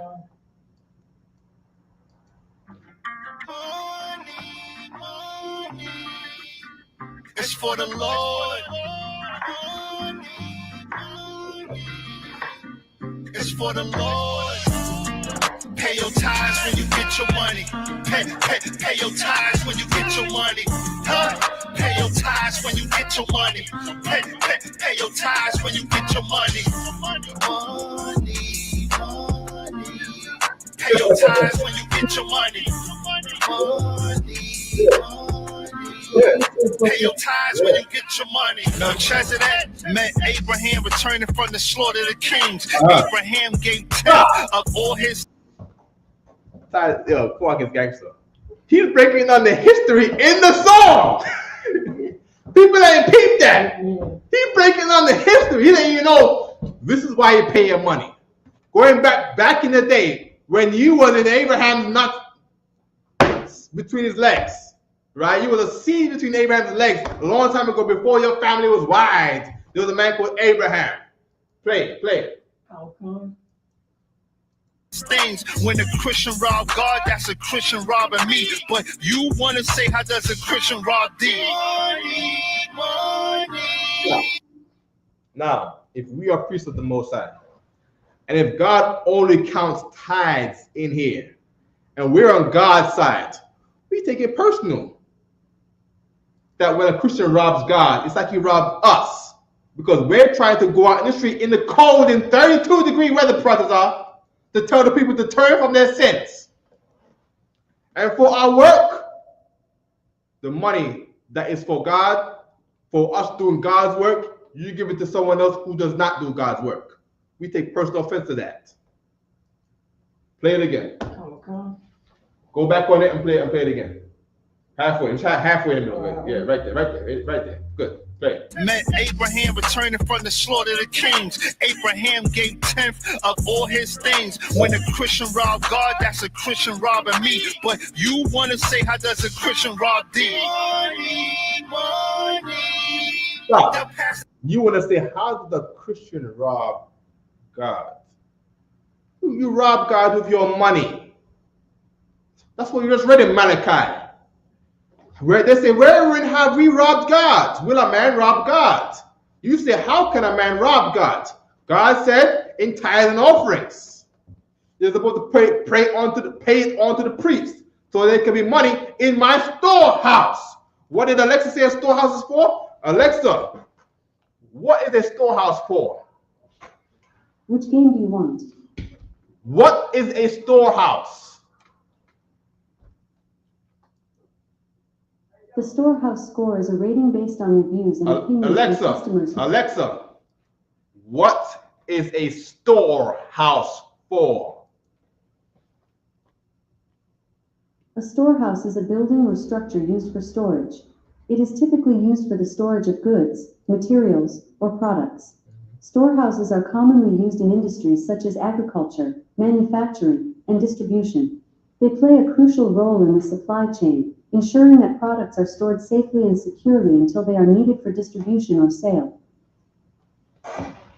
That's not exactly what the one they gave me before, but things are saved there to be safe later for distribution. Okay, so now we about to go homeless. Imagine we about to go homeless. I have 2 days to pay $2,000. I don't have none. Right? Who do I sit there and cry, or do I call my camp leader and say I'm about to go homeless? Yeah. I mean, you know, we're about to go homeless, sir. And people on the street are going to say, see, the sons of Commander Johanna are going homeless. What do? We go call Commander Johanna. Yeah, go give him money from the storehouse. I'm going to tell another story. One time at a car, it was a beautiful Ford Explorer. I loved it with all my heart. Oh, you too? Oh, like, damn, brother, that right there? Oh, really? Let's talk about it. Yeah, talking about it. The white man towed my vehicle in Philadelphia, man. I'm in Philadelphia. I'm 100 miles away from home. I don't know where I am. I go into a park in the parking lot. I didn't go to the store in the parking lot. I came to the store later to go to the store. When I go to the store later, my car is gone. White man, or white woman in this case, took my car. They say we need $300 now. I'm like, damn, it's only been 45 minutes. Yeah, we got paid $300, or it's another $500 tomorrow, something like that. It's like $100 every day, right? Every day is $100. Now, damn, I get paid on Friday, and the money I get paid is $200, and I got no money. Who do I call? I go call up that day, Philadelphia camp. I go call Captain Nicard. What does he do? He gets on the phone with Commander Johanna. Commander Johanna said, go to the bank. You see what I'm saying? That's what he said. Go to the storehouse, the bank, and withdraw this money and give it to Officer Hazahab me. And I drove home that day. I drove home that same day. You see what I'm saying? Because the money was due for distribution. All right? Good. Give me verse 27 here. This is the prayer from the Lord, all right? Chaanakah. We got 2 Maccabees chapter 1, verse 27. Uh-huh. We share this. Mm-hmm. Make sure. We're still in the Kawak song, right? Oh yeah, the Chaanakah. If you want to share. Yeah, let's finish. Yeah, share this again and play this. Let's play it. It's robbing me. Money. Go back a little bit more. Go a little bit. Right. Ties when you get your money. Melchizedek met Abraham returning from the slaughter of the kings. Abraham gave 10th of all his things. When a Christian rob God, that's a Christian robbing me. But you want to say, how does a Christian rob thee? Money. The pastor is robbing me. Money. The Christian pastor is robbing me. Bring your tithes inside the storehouse. He's nice quoting the scripture. Bring all your tithes in your storehouse. He's quoting Malachi. How's a man called Vocal Malone gonna be mad that quotes the scriptures in a song? And then he says, what? The Christian pastor is robbing me. Why? Because you paid your tithes to your pastor all your life. And all he did was buy a Rolls Royce that had high maintenance repair costs. You see, that's what your pastor did with your money. He robbed you. The Christian pastor is robbing me. That's the song, man. Keep playing the song. So it could be me and every UPK house. Why? Because every UPK house is the storehouse. We're who you can trust with your money. You see what I'm saying? We're the one who feed the homeless when you don't. You see what I'm saying? The homeless trust us with money. We get money, and the homeless trust that they will be fed. They can knock on the door at any time, and no Paratazar feed them. I think one time Paratazar, right? Was you giving out your number to everybody, and people call you and say, we need food. And Paratazar, on not 100% health, will go out there in the cold and climb stairs to give somebody food. And they didn't have money to pay tithes because they don't got no income. Why? Because it's there from the storehouse for distribution. Thank you. Keep reading. became the stone. Commander Junior Highness is the pillar for the Lord's house. If you don't know the Bible, you won't understand what I'm talking about. And that right there might be. If you don't know the Bible, then you have no idea what he's talking about. Here's another thing. Boca Malone don't know the Bible. This is strange to him. He's talking about Abraham went down into the valley of Siddim and paid tithes, 10%, all the things that he got from down there when Abraham went and spoiled them Africans down in the valley of Siddim and Kedi Lamor. You know what I mean? He went down there and spoiled them, got rich from spoiling them. He went to go save his brother Lot, his nephew Lot.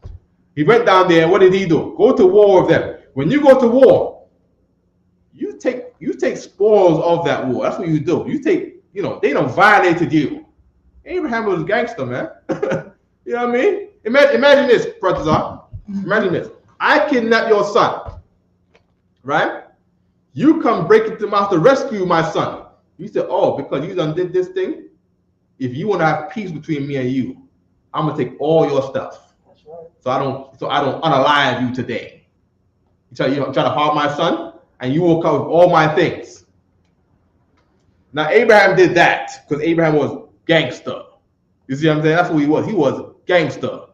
And then he paid 10% of that. That's what he did. Melchizedek came down, he paid 10% of that. Where did those tithes money go? I think they turned the smoke into the sky. That's what he did. He took 10% with all gold and he smoked it. That's what Melchizedek did. Right? It's not in heaven hanging around somewhere. I don't know if it's in heaven hanging around somewhere. But it's no longer here no more. He can't touch that, can't use that. But it was accounted that he paid his tithes. No problem. And the Lord is the one who made gold. He's the one who made calcium. He's the one who made oxygen and aluminum and carbon. God is the one who made those things. Come on, man. Come be simple, right? And God can give those things anytime he wants, right? Good. Let's go back to the scripture, right? Okay. Gather those what? Gather those together. Chaanakah. Second Maccabees chapter 1 verse 27. Gather those together that are scattered from us. Gather all the Latinos and Native Indians and the Negroes and the West Indians who are scattered from us. They are now Christians being robbed by their pastor, robbing God and getting robbed by their pastor. That's where they are. They're scattered all over the place. Keep reading. Deliver them that serve among the heathen. Yes, save our Israelites who serve among the heathen. You see what I'm saying? They serve among the heathen in New York and New Jersey and Connecticut and in Canada. They serve among the heathen. Keep reading. They meaning what? They work jobs. That's what it means. They're not working in black businesses. They're working in white businesses. White businesses such as Target. White businesses such as Starbucks, McDonald's, Home Depot, the NYPD, UPS. Oh my God, the hellhole, UPS, yikes. FedEx. Oh my God, don't shut your mouth. You know what I mean? Damn, you in hell, man. You coming out of there with bad backs and no legs. Go ahead. Well, it's a lot. So you can't forget. Remember I told you about the story. Remember the mass murderer who unalived the people in FedEx? Yeah. Remember I told you I got the call about that. Mm-hmm. The dude, you know what I mean? He unalived the people in FedEx. You know what I mean? I will oppress him. He unalived them because number one, he thought God loved all people. Yeah, come. And then he wasn't understanding why he was being treated so badly from among the heathen. Deliver them that serve among the heathen, so there have to be no more unalivings in these these job locations. Keep reading. Come. Look upon them that are despised and abhorred. Look upon them that are despised and abhorred. He unalived the people because he realized that he was despised and abhorred. Keep reading. And let the heathen know that thou art our God. Yeah. We pray that God lets the heathens know that God don't love all people. That's right. That's how we think right now. And they are free right now to think that. let the heathen know that, you know, in this earthquake, yeah, in Turkey, 60,000 people got unalive because there's the people that you love and there's the people that you don't love. You see what I'm saying? 60,000 Turkey, by the way, Turkey is a Caucasian country. You see what I'm saying? You know what I mean? God said he hates Esau. Keep reading. Come. Second Maccabees, chapter 1, verse 28. Punish them that oppress us. Read it again. Punish them that oppress us. So we're reading the book of Second Maccabees, right? Second Maccabees is the books around the years of Chaanakah where the thing was invented. This was the prayer from around that time, right? Of when the Chaanakah was invented. This is the vibe we got to be on. You see what I'm saying? And what does Chaanakah mean? The dedication, meaning what? We have to rededicate ourselves. How do you rededicate yourself? Hold this. Give me Ecclesiastes 29:11.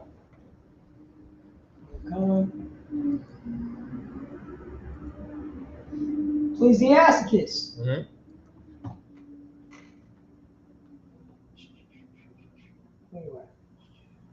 Ecclesiasticus. Yeah. Salakia. No problem. Take your time. Baruch. There you go. Yep. Yeah, there you go. Go All the way up. Right? Ecclesiasticus, chapter 29. Yep, 29. And by the way, the Apocrypha, the Christians took the Apocrypha out of the book because of all these valuable information in there to make us become rededicated unto our race again, as the Lord wanted it. Right? To be nigh unto the Most High again. Key wordings was in there that are not in parables as in the other books. Can't have the people walking around knowing these things. Verse 11. Yeah, Ecclesiasticus, chapter 29, verse 11. There we go. Lay up. Stop. Give me verse 10. Give me verse 10. Make it bigger. That's fine. Share the stab. Good. Give me verse 10.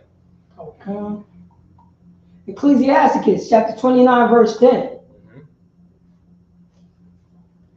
Lose thy money for thy brother and thy friend.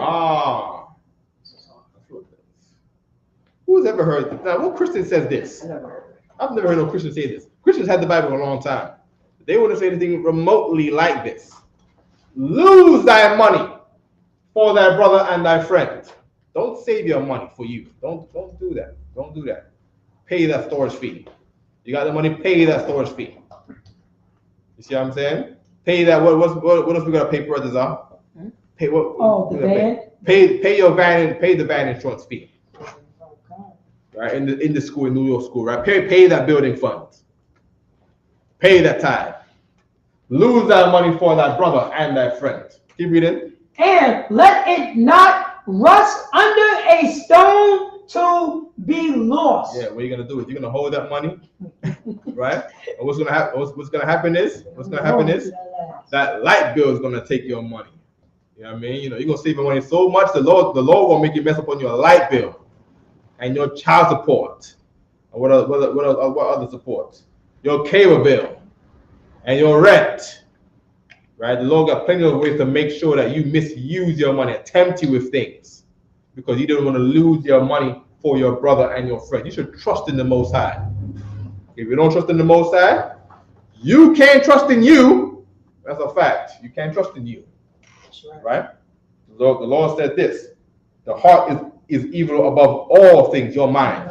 Your mind is evil above all things. And then God said, who can know it? Not even you can know your heart.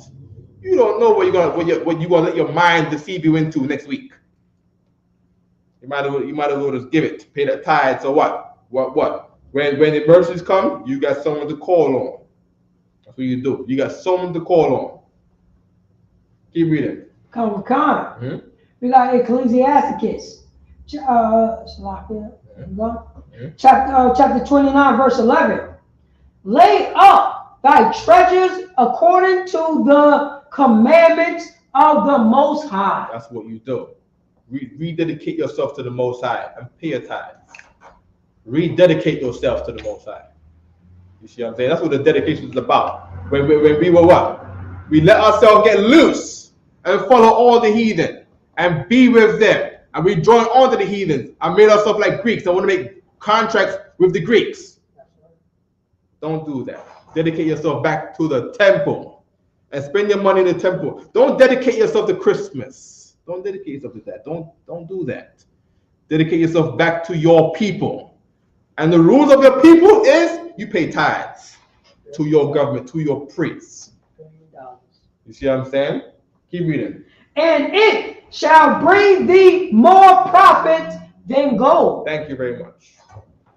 That's what happens if you rededicate yourself back to the laws of your people. You see what I'm saying? It shall benefit you more than gold if you pay your tithes. You don't pay your tithes, you will be in hell. Number one, you won't be able to get money from the storehouse. Number two,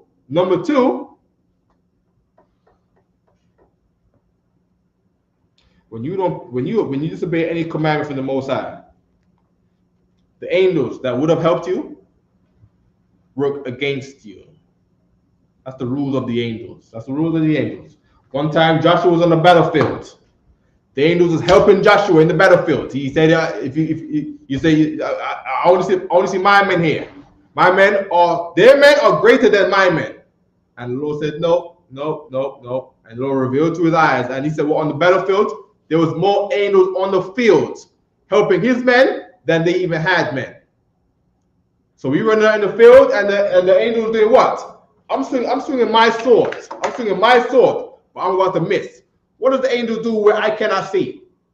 He pokes his finger like this to make sure it goes right in this direction. And I'm just swinging it. I can't feel the wind blowing my sword into the right direction.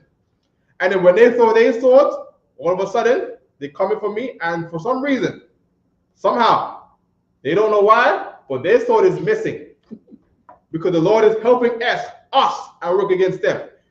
Here's what we've been doing. Hold this, Judges 3 and 12, my favorite scripture. I read this every week. Go to Malachi over there, go to Malachi 1 over there, and go to Judges 3 and 12. Judges 3 and 12.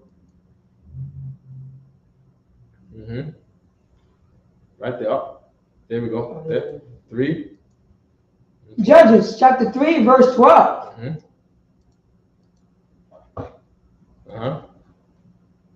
And the children of Israel did evil again in the sight of the Most High. There we go. What's evil? Not paying a tithe is evil. You see what I'm saying? That's what's evil. You don't pay a tithe, keep it. What happens? Keep it in. And the Lord strengthened Elam, the king of Moab, against Israel. That's what they do. They're going to take up their money that they put together for themselves, and they're going to pile that money up against you. Every year they talk about the national budget and the budget deficit and all kind of stuff and the fiscal earnings of this year. America does that, right? And then what does America do? Measure it with China. They say, look, this is our fiscal budget for the years, and this is China's fiscal budget for the year. This is our military spending, and this is their military spending from taxes. And they say, look, we have a bigger budget than China. And China's like, damn, they got a bigger budget from their taxes put together for America, with their tithes put together for America, that we put up for ours. We better stand down for now because their budget is bigger than our budget. The Lord strengthened Eglon against Israel. Keep reading. Because they had done evil in the sight of the Most High. Because the Lord saw you not pay your tithes. Give me 13. Come. Verse 13. And he gathered unto him the children of Ammon. That's the Japanese now. Read. And Amalek. And Amalek is the Jewish man. The Most High gathered the Japanese, some Asians, anime people, and the Jewish man. Right Read. Yeah, right now. And went and smote Israel. Yeah, and they went to go gentrify the Israelites' neighborhood. That's what they did. They went to go gentrify the Israelites' neighborhood. Now all your children, they're not obsessed with your black cartoons. They all want Pokemon, Digimon, Dragon Ball Z, Naruto, What's the other one? One Piece. Come on, man. And they love Japanese people, and they love them Japanese girls with the high skirts. That's who they love. That's who the Israelites love. They don't love black people. They don't value black people. But they learn to love all people through these Pokemon and Digimon and Dragon Ball Z and Naruto and One Piece and the other ones. And keep reading. And possess the cities of the palm trees. What did they do? Possess the cities of the palm trees. They took over your neighborhoods. They That's right. gentrified your neighborhood, man. They took Crown Heights. They took Brownsville. Brownsville is being taken over by Chinese people right now. You see what I'm saying? That's what he did, man. The Jewish man runs East New York. He runs Bushwick, man. He's talking about. The Jewish man runs Canarsie, man. He's talking about. You know, the Jewish man? You don't know. You think Flatbush is Crip. No. Flatbush is Jewish. You just live there. He possessed it. You pay him rent. That Jamaican restaurant pays money to the Jewish man. They possess the city of palm trees. Oh my gosh. Oh my gosh. All right. Keep reading. Come. We got 14. Chapter 14. Verse 14. Read. So the what?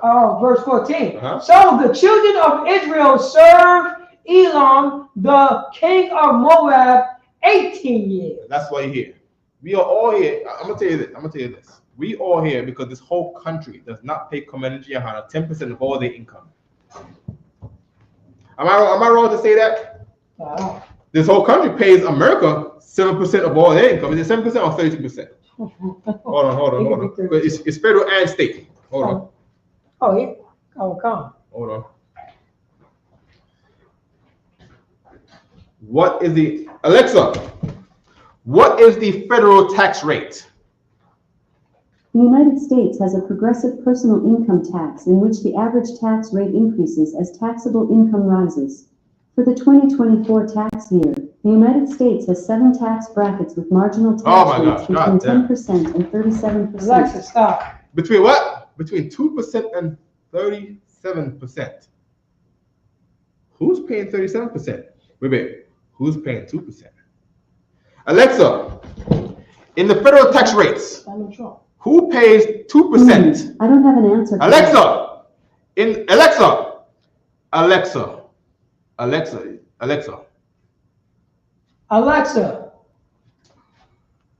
who pays 2% in the federal taxes bracket? She don't want to listen to me anymore. She's racist. Yeah, please, somebody.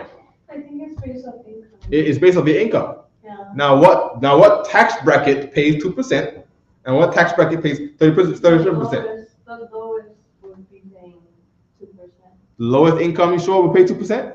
Yeah, like people I think make around like $0 to like $6,000 or $7,000. Are you sure? So the people who work for minimum wage, they pay 2% in taxes. It's depending also how much you make a year. I think it goes from 20% for the lowest, and then the more you make, the tax rate goes up. But then when you work in the millions, it's supposed to be like 2%, right? Donald Trump is a billionaire. He paid $800. Salaki, He paid $800. You know what I mean? How do you pay $800 for 2022, 21? Salaki, sir, if I may, I remember one year, my ex-wife and myself, we got into like middle class, and we paid, at least the taxes was outrageous that we was paying, because we was making an income, you know what I'm saying, from 40 to 75, and we paid almost all. I was like, how is this possible? We went to another tax bracket. And that's what I guess that's the reason why I say the middle class pay all the taxes. Yeah, you're on this right here.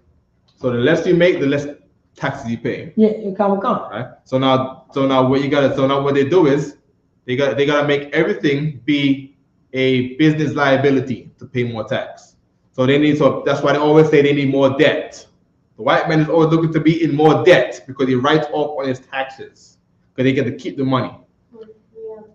Because if you earn single, and you earn $578,000 a year and up, your tax rate is 37%. That's how much you pay in tithes to the United States. Yeah, you people out there that's rich are earning $500,000 a year. You should pay a tithe to Command John. You should pay that 10%, right? So you can be delivered from that 37% tax, robbery going through. Go ahead, President, please. So like you dropping it so heavy because that's what Oprah Winfrey. She bought those schools so it could be a tax break. There you go. That's what Donald Trump put up the buildings. Mm-hmm. So it could be a tax break, so you don't have to pay tax. It would be the tax write-off, so you don't pay no taxes. I'm gonna give you another thing. Rich Dad Poor Dad again, right? Say the secret, guys, for all those watching online. UPK, right? We're helping you out. Any income you have, anything that you invest into a stock is a tax write-off. You don't pay because they say it's invested. It's not profit. You know what I mean? Yeah, that's why people are worried about the stock market crashing, because all the investments have been into the stock market. And now when they withdraw the money from the stock market, they have to pay taxes on that, because that would be the income unless you invest it somewhere else. Again, as long as it's invested, then the money that you pay taxes on is the money that you have in your bank account as cash. You see what I'm saying? Money that you eat. Money that they pay taxes on that. Money that if you get $100,000 paid, that's your paycheck, $100,000. But you invest $90,000 into a stock company or some real estate investment thing, then you're only left with $10,000 to be taxed, even though you earned $100,000. So $90,000 is not taxed. So now you fall lower on the tax bracket. That's how white man played you. You think to go get a high paying job and you just hold it in your bank account and spend it on Mercedes Benz and all that. You better find yourself a business and say, I need this Mercedes Benz for my business. So that way that Mercedes Benz go on your income. You gotta talk to the captain of the car, man. Captain of the car knows taxes and he knows business. You see what I'm saying? Oprah, who had a hand up? You had a hand up over there. I was just saying that, that's how richer people don't pay their taxes when they do like volunteering. Yeah. Donating. Yeah, and donating. Yeah. So it's all them donations that in charities and I love black people so much. I want to give them all my money. I want to donate. He's doing it for himself. Yeah. Take it, yes, take it. But don't think he loves you. What do you think he loves you? See, it's a good white. See, the influence was wrong. It's a good white man. He's helping out in the neighborhoods. He's giving out turkeys for Thanksgiving. That turkeys is written off too. Mm-hmm. Jim Jones was mad as hell giving out them turkeys because he want to be out there, but he wants to be on the video to say, I'm doing this thing to the neighborhood. You see what I'm saying? And he go show the receipts to his bank for a tax write-off.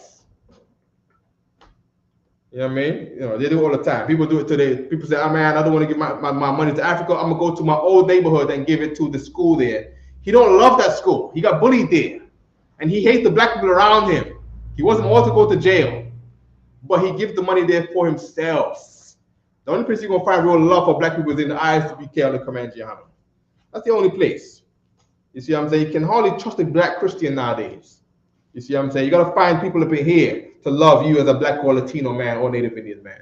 Comanche Johanna went to the Menominee tribe reservation in the past week to show love there and hear what they need and bring some tithes money to feed them the same way how he's been feeding all of Kensington, Pennsylvania.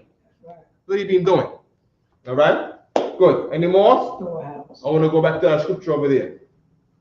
In 2 Maccabees. We got to go, all right? We up at the time. Click on the tab up there, 2 Maccabees. Oh, wait. Give me Ecclesiastes very quick. Right there. Is there any more there? Verse 12. Shut that arms in that storehouse. We got that. Give me, share this tab. Come on. Right? Read verse 12. Come on. We got Ecclesiasticus. Mm-hmm. Chapter 29, verse 12. Mm-hmm. Shut up arms in thy storehouse, mm-hmm. and it shall deliver thee from all affliction. There we go. Keep reading. Come. Verse 13. It shall fight for thee. What? Your tithes shall do what? Read. Fight for thee. The tithes shall fight for you. Keep reading. Against thy enemies, better them a mighty shield and strong spear. Yeah, you can have a mighty shield and a strong spears. But if you got money in the storehouse, then we can buy 1,000 mighty shields and strong spears and guns. Man, trust me, Commander Johanna loves his guns. Hey, trust me, Commander Johanna got some money in that storehouse. You know what I mean? You know. And you gonna see in the days of affliction, like you just said. Right? Any more there? Keep reading. 14. Verse 14. An honest man is surety for his neighbor. Yeah, that's Commander Johanna.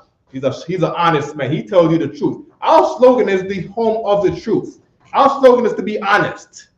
Keep reading. But he that is impudent. Hold on. Impudent definition. Here's the definition of impudent. Not showing due respect for another person. Impertinent. There you go. Christians don't respect black people. They don't show the respect for black people. You pay your tithes there. You gave your money to someone who don't respect you. Who does he respect? People with money, and that ain't you. You know what I mean? When the rich man wants help, the Christian gonna come running for a favor in return. But you paid your tithe to him so you can have that money to help that rich man. He forgets about you. Keep 15. I ain't finished. Impudent will forsake you. Yeah, the Christians forsake you. 15. Verse 15. Forget not the friendship of thy surety. There we go. You gotta prove your friendships. You gotta prove that Christian person loves you. You gotta prove if IUIC really loves you. You gotta prove that. Keep reading. For he have given his life for thee. And that's what we're taught in the UPK, to put our life on the line for Black and Latino people. You see what I'm saying? Don't forget the friendship that we showed to you from the ISBK. Don't forget about that. The kindness of Commander Johanna. Keep reading. No, we're done with that. Give me about the second Maccabees and we can get out of here. We're gonna finish with the prayer from second Maccabees. You see what I'm saying? Verse 28 again. Come. Share the tab. Second Maccabees. Chapter 1, verse 28. Punish them that oppress us. There you go. Read. And with pride do us wrong. Yeah, that's that guy, Daniel Penny. That's right. He had pride in taking the life of Jordan Neely. Acting like he was so afraid and he would do it again. He do it again to who? Another Michael Jackson impersonator was on the train. Jordan Neely didn't assault nobody. Wait. Jordan Neely didn't unalive no Native American Indians. You see what I'm saying? He didn't drop no bombs on Palestine. You see what I'm saying? Next, he's gonna assault the Latino women that sell the candy. Yeah. He's gonna say the Latino women who selling candy, they are harassing us too much, trying to sell us candy. He's gonna do it again. And guess what? He's gonna go to a court that is filled with white supremacy, with the pride of white supremacy. And they're gonna get off, and they weren't about copycat. They weren't about the copycat actors of the unalive of what's his name, Brian Thompson. They said, oh yeah, this guy Luigi. I keep saying Mario in my mind, but the Mangione, because he's like Mario. His name is Luigi Mangione. Right? They worried about copycat actors of him, so they make sure to persecute him because they don't want more people doing what he does because people sympathize with him. No problem. White people sympathize with Daniel Penny, and they let him free to encourage his behavior. You see what I'm saying? To oppress the poor. Punish them, O Lord, that oppress us, and with pride do us wrong. That's why we got to come together, man. Because there's enemies out there. There's enemies out there that we need a defense from. Give me back to Ecclesiastes 29. Oh, come. Oh, if I can say, remember, go ahead. he got millions of dollars of donations in his defense.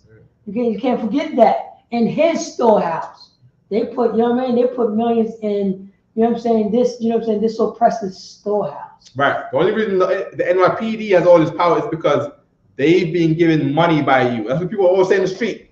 How you gonna arrest me for standing on the sidewalk for loitering, right?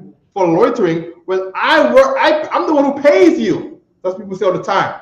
My tax money pays you, and then the cop gets into his conscience now that damn, I am being paid by these people, because people try to work on pity, because that's the only way you can stop someone from unaliving you is by arousing their pity. Other than that, he's a merciless animal. You see what I'm saying? Come on. Okay. Scroll up.